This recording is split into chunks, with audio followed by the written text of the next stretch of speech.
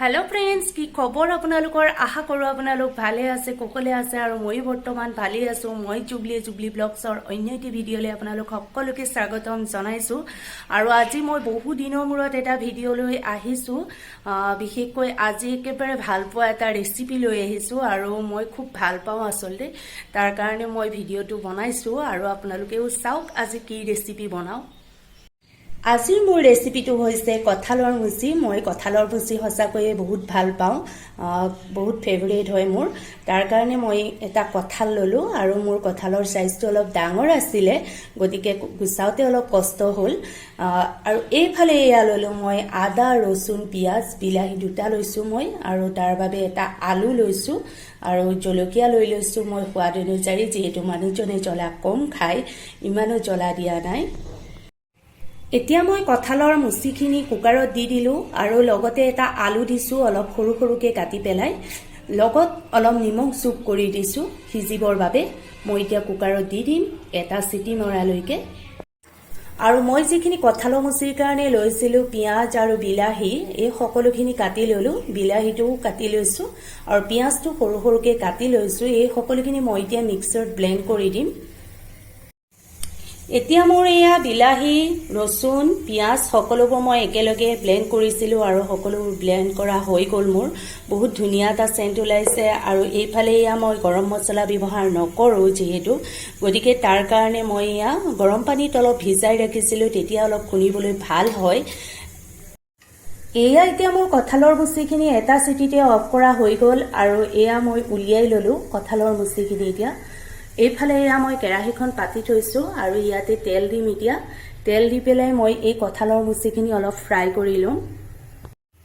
এয়া এতিয়া মোৰ তেলখিনি গৰম হৈ গ'ল আৰু ইয়াতে মই এতিয়া দি দিম কঁঠালৰ মুচিখিনি। এয়া এতিয়া কঁঠালৰ মুচিখিনি মই অলপ ফ্ৰাই কৰি লম।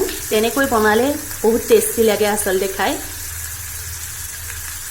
কঁঠালৰ মুচিখিনি মোৰ ফ্ৰাই কৰা হৈ গ'ল, অলপ ফ্ৰাই কৰি ললো।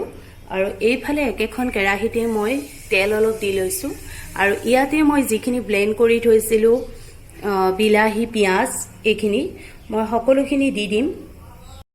আৰু এইফালে এয়া মই তেলত যিখিনি মই ব্লেন্ড কৰি লৈছিলো সকলোখিনি দি দিলো।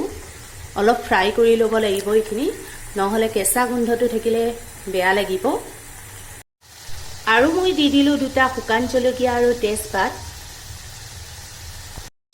এতিয়া মই ইয়াত দি দিলো কঁঠালৰ মুচিখিনি আৰু ইয়াত হালধি আৰু নিমখ সোৱাদ অনুযায়ী দি দিম। এতিয়া মোৰ কঁঠালৰ চব্জিখিনিত মই হালধি আৰু নিমখ দি দিলো আৰু এতিয়া মই কাষে কাষে অলপ পানী দি দিম।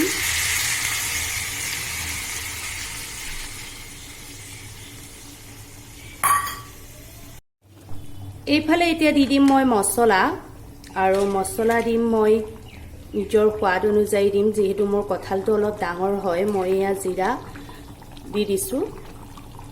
এইফালে এয়া মই অলপ চিকেন টাইপ হ'বৰ কাৰণে চিকেন মছলাও দি দিছো আৰু অলপ ধনিয়া গুড়া দি দিছো।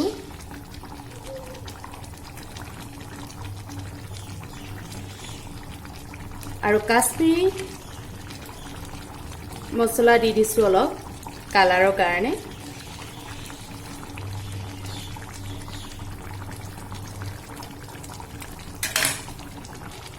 মোৰ হৈ গ'ল প্ৰায়।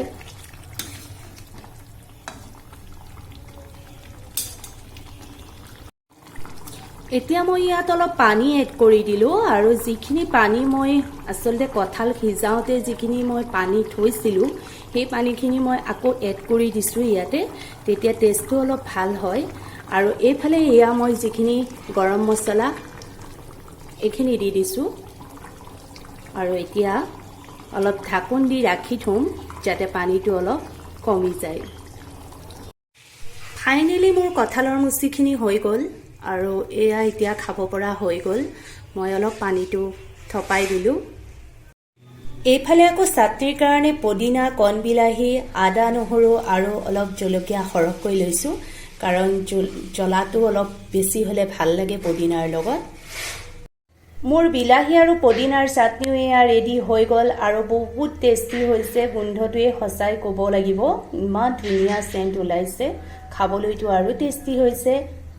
ফাইনেলি মোৰ খানা হৈ গ'ল আৰু পদিনাৰ চাটনি কঁঠালৰ চব্জি হৈ গ'ল আৰু এতিয়া মানুহজন আহিলে একেলগে দুইজনে খাম আৰু খানাটো হৈ গ'ল ৰেডি। আজিৰ ভিডিঅ'টো মোৰ ইমানেই আছিলে। যদি মোৰ ভিডিঅ'টো ভাল লাগিলে লাইক কৰিব, কমেণ্ট কৰিব, শ্বেয়াৰ কৰিব আৰু মোৰ চেনেলটো ছাবস্ক্ৰাইব কৰি দিব আৰু ফেচবুকত যিসকলে মোক চাই আছে তেওঁলোকে মোক ফ'ল' কৰি দিব। আকৌ এটা নতুন ভিডিঅ'লৈ মই জুবলি আহি আছোঁ। এতিয়া লৈছোঁ বিদায়।